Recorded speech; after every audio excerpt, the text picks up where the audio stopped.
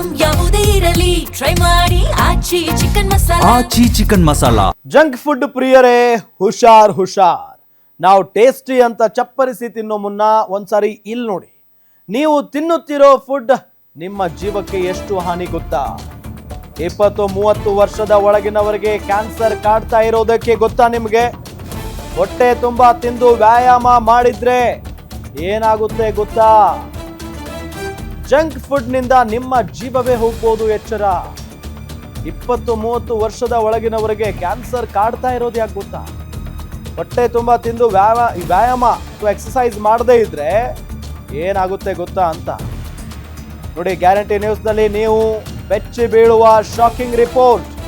ಸಾಕಷ್ಟು ಜನ tasty food ಪ್ರಿಯರಿರ್ತಾರೆ, ಜಂಕ್ ಫುಡ್ ಪ್ರಿಯರಿರ್ತಾರೆ.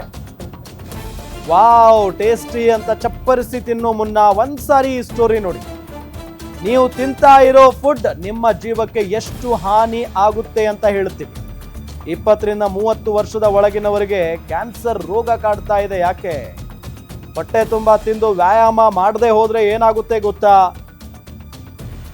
ಗ್ಯಾರಂಟಿ ನ್ಯೂಸ್ನಲ್ಲಿ ನೀವು ಬೆಚ್ಚಿ ಬೀಳೋ shocking report. Daily junk food ತಿನ್ನೋರು ಈ ಸ್ಟೋರಿಯನ್ನ ಮಿಸ್ ಮಾಡಲೇಬೇಡಿ. ಈ ಸ್ಟೋರಿಯನ್ನ ಮಿಸ್ ಮಾಡದೆ ನೋಡಿ. ಸ್ಪೈಸಿ ಟೇಸ್ಟಿ ಫ್ರೈಡ್ ಫುಡ್ಗಳು ನಿಮ್ಮ ಜೀವಕ್ಕೆ ತರ್ತಾ ಇದೆ ಕುತ್ತು. ವಿಶ್ವ ಆರೋಗ್ಯ ಸಂಸ್ಥೆ ಬಿಚ್ಚಿಟ್ಟಿದೆ ಶಾಕಿಂಗ್ ಫುಡ್ ರಿಪೋರ್ಟ್. ವಿದೇಶಗಳಿಗೆ ಹೋಲಿಸಿದ್ರೆ ದೇಶದಲ್ಲಿ ಕ್ಯಾನ್ಸರ್ ಕೇಸ್ಗಳು ಹೆಚ್ಚಾಗ್ತಾ ಇದೆಯಂತೆ. ಯುವ ಪೀಳಿಗೆಯಲ್ಲಿ ಹೆಚ್ಚಾಗಿ ಕಾಣಿಸಿಕೊಳ್ತಾ ಇದೆಯಂತೆ ಕ್ಯಾನ್ಸರ್. 75 ವರ್ಷದ ಒಳಗಿನ 10ರಲ್ಲಿ ಒಬ್ಬರಿಗೆ ಕ್ಯಾನ್ಸರ್ ಬರುವ ಸಾಧ್ಯತೆ ಇದೆ. ಕ್ಯಾನ್ಸರ್ಗೆ ಪ್ರತಿ 100ರಲ್ಲಿ 7 ಜನ ಸಾವನ್ನಪ್ತಾ ಇದ್ದಾರಂತೆ.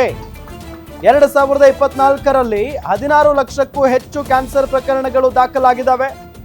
ದೇಶದಲ್ಲಿ ಬರೋಬ್ಬರಿ 9 ಲಕ್ಷಕ್ಕೂ ಹೆಚ್ಚು ಮಂದಿ ಕ್ಯಾನ್ಸರ್ಗೆ ಬಲಿಯಾಗಿದ್ದಾರೆ. ದೇಹದ ವಿವಿಧ ಅಂಗಗಳಲ್ಲಿ ಕ್ಯಾನ್ಸರ್ ರೋಗ ಲಕ್ಷಣಗಳು ಪತ್ತೆಯಾಗ್ತಾ ಇದ್ದಾವೆ. ಬಾಯಿ, ಸ್ತನ, ಶ್ವಾಸಕೋಶ, ಗರ್ಭಕಂಠ ಕ್ಯಾನ್ಸರ್ ಕೇಸ್ಗಳು ಹೆಚ್ಚಾಗ್ತಾ ಇದೆಯಂತೆ. ಯುವಕರನ್ನೇ ಕಾಡ್ತಾ ಇರುವ ಕ್ಯಾನ್ಸರ್ ಮಹಾಮಾರಿಗೆ ಕಾರಣ ಏನ್ ಗೊತ್ತಾ? ಧೂಮಪಾನ, ಮದ್ಯಪಾನ, ಜಂಕ್ ಫುಡ್, ಬೊಜ್ಜು ಇವುಗಳೇ ಕ್ಯಾನ್ಸರ್ಗೆ ಕಾರಣ. ಆರೋಗ್ಯಕರ ಜೀವನ ಶೈಲಿಯಿಂದ ಮಾತ್ರ ಕ್ಯಾನ್ಸರ್ ಕಡಿಮೆ ಮಾಡೋದಕ್ಕೆ ಸಾಧ್ಯ ಆಗುತ್ತೆ. ಜಂಕ್ ಫುಡ್ ಬಿಟ್ಟು ಜೀವನ ಶೈಲಿ ಬದಲಾಯಿಸಿಕೊಂಡ್ರೆ ನೀವು ಬಚಾವಾಗ್ತೀರಿ. ಸೊ ಕ್ಯಾನ್ಸರ್ ಕಾಡಲು ಕಾರಣ ಏನು? ಜೀವನ ಶೈಲಿಯಲ್ಲಾದಂಥ ಒಂದು ಬದಲಾವಣೆ. ಒಳ್ಳೆಯ ಜೀವನ ಶೈಲಿ ಇಟ್ಕೊಳ್ಬೇಕು, ರೂಢಿಸಿಕೊಳ್ಬೇಕು. ಧೂಮಪಾನ, ಮದ್ಯಪಾನ ಹೆಚ್ಚಾಗಿರೋದ್ರಿಂದಲೂ ಕೂಡ ಕ್ಯಾನ್ಸರ್ಗೆ ತುತ್ತಾಗ್ತಾ ಇದ್ದಾರೆ. ಮೊಬೈಲ್ ಬಳಕೆ ವಿಪರೀತವಾಗಿರೋದ್ರಿಂದಲೂ ಕೂಡ ರೋಗಗಳಿಗೆ ತುತ್ತಾಗ್ತಾ ಇರೋದು. ಜೊತೆಗೆ ಜಂಕ್ ಫುಡ್ ಹೆಚ್ಚು ತಿನ್ನೋದ್ರಿಂದಲೂ ಕೂಡ ಕ್ಯಾನ್ಸರ್ ಕಾಡ್ತಾ ಇದೆ. ವ್ಯಾಯಾಮ ಮರೆತಿರುವುದರಿಂದ ವ್ಯಾಯಾಮನೇ ಮಾಡ್ತಾ ಇಲ್ಲ ಈಗಿನ ಯುವ ಪೀಳಿಗೆ. ಜಸ್ಟ್ ಎಂಜಾಯ್ಮೆಂಟ್, ಅಲ್ಲಿ ಇಲ್ಲಿ ಸುತ್ತಾಡೋದು ಬಿಟ್ಟರೆ ಧೂಮಪಾನ, ಮದ್ಯಪಾನ ಮಾಡೋದು, ಜಂಕ್ ಫುಡ್ ತಿನ್ನೋದು ಇದೇ ಜೀವನ ಅಂತ ಅಂದ್ಕೊಂಡಿದ್ದಾರೆ. ಇದರಿಂದ ಹೆಚ್ಚೆಚ್ಚು ರೋಗಗಳು ಎಲ್ಲರನ್ನೂ ಆವರಿಸ್ಕೊಳ್ತಾ ಇದ್ದಾವೆ.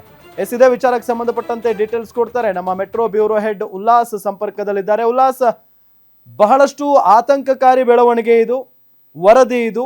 ಸೊ ಆ ನಿಟ್ಟಿನಲ್ಲಿ ಏನ್ ಹೇಳ್ತಾ ಇದೆ ವರದಿ?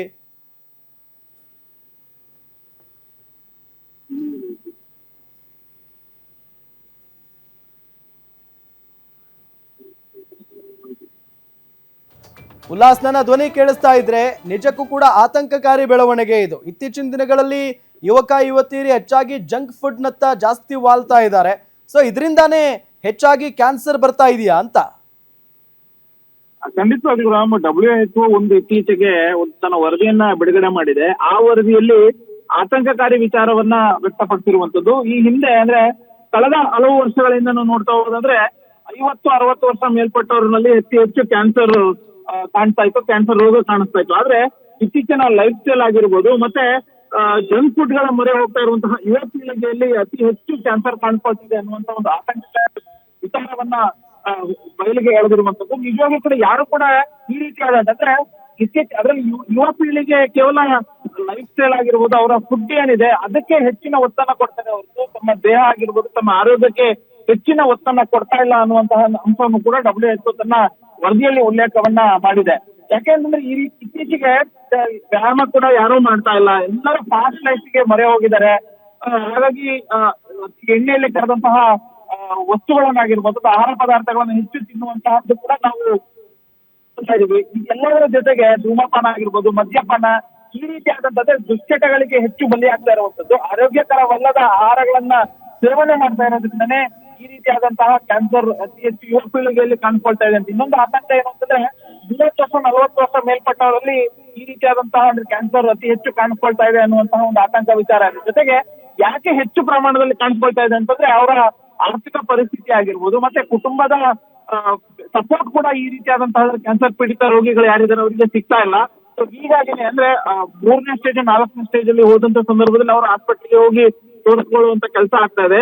ಸೊ ಇದು ಆತಂಕ, ಇದು ಕೂಡ ಸರಿಯಲ್ಲ. ಯಾಕೆಂತಂದ್ರೆ ದೇಹದಲ್ಲಿ ಏನೋ ಸ್ವಲ್ಪ ವ್ಯತ್ಯಾಸ ಆಯ್ತು ಅಂತಂದ್ರೆ ಆರೋಗ್ಯ ಹಾಸ್ಪಿಟ್ಲಿಗೆ ಹೋಗ್ಬೇಕು, ತೋರಿಸ್ಬೇಕು. ಆದ್ರೆ ಆ ರೀತಿಯಾದಂತಹ ಒಂದು ಬೆಳವಣಿಗೆಗಳು ಆಗ್ತಾ ಇಲ್ಲ ಅನ್ನುವಂತಹದ್ದು ಕೂಡ ಸರಿಯಲ್ಲ.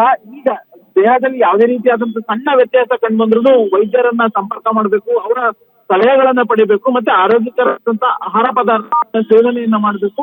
ಇದೆಲ್ಲದರ ಜೊತೆಗೆ ವ್ಯಾಯಾಮ ಆಗಿರ್ಬೋದು, ಈ ರೀತಿಯಾದಂತ ಅಂದ್ರೆ ದೇಹವನ್ನ ದಂಡಿಸುವಂತ ಕೆಲಸ ಆಗ್ಬೇಕು. ಆ ತರ ಆಗ್ಲಿಲ್ಲ ಅಂತಂದಾಗ ಈ ರೀತಿಯಾದಂತಹ ಇಡೀ ದೇಹ ಕಾಯಿಲೆಗೆ ಒಗ್ಗಿಕೊಳ್ಳುತ್ತೆ, ಕಾಯಿಲೆಯಿಂದ ಇಡೀ ದೇಹ ಬಳಲುತ್ತೆ. ಈ ರೀತಿ ಆಗ್ಬಾರ್ದು ಅಂತಂದ್ರೆ ನಮ್ಮ ಲೈಫ್ ಸ್ಟೈಲ್ ಅನ್ನ ಬದಲು ಮಾಡ್ಕೋಬೇಕು ಅನ್ನುವಂತಹ ಒಂದು ಸಲಹೆಯನ್ನು ಕೂಡ ವೈದ್ಯರು ಕೊಡ್ತಾ ಇರುವಂತದ್ದು. ಅವರ ಥ್ಯಾಂಕ್ ಯು ಉಲ್ಲಾಸ್ ತಮ್ಮೆಲ್ಲ ಮಾಹಿತಿಗಾಗಿ. ತಿಂದಂಗೆ ನನ್ನ ಮಕ್ಕಳು ಕೂಡ ಅಷ್ಟು ತುಂಬ ಜಂಕ್ ಫುಡ್ಸ್ ತಿನ್ಬೋದೇನೋ, ಮೇ ಬಿ ಅದು ಕಾರಣ ಇರ್ಬೋದು. ಇವಾಗ ವೆಸ್ಟರ್ನೈಸೇಷನ್ ಆಫ್ ಫುಡ್ ಹ್ಯಾಬಿಟ್ಸಲ್ಲಿ. ಆಮೇಲೆ ನಮ್ಮ ಪಾಪ್ಯುಲೇಷನ್ ಜಾಸ್ತಿ ಇದೆ, ನಮಗೆ ಎಲ್ಲ ಕೆಮಿಕಲ್ಸ್ ಹಾಕಿನೇ ನಮಗೆ ಫುಡ್ ಪ್ರೊಡಕ್ಷನ್ ಮಾಡೋಕ್ಕಾಗೋದು. ಯಾಕಂದರೆ ಅಷ್ಟೊಂದು ಜನಕ್ಕೆ ಫುಡ್ ಪ್ರೊಡಕ್ಷನ್ ಮಾಡಬೇಕಂದಷ್ಟು ಈಸಿ ಇಲ್ಲ.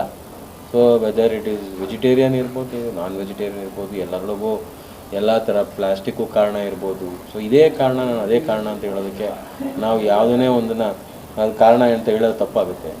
ಯಾಕಂದರೆ ನಾನು ತಿಂತಿರೋದು ಅದೇ ಫುಡ್ಡು, ನೀವು ತಿಂತಿರೋ ಅದೇ ಫುಡ್ಡು. ಸೊ ನಾವು ಬೇರೆ ದಾರಿ ಇಲ್ಲ.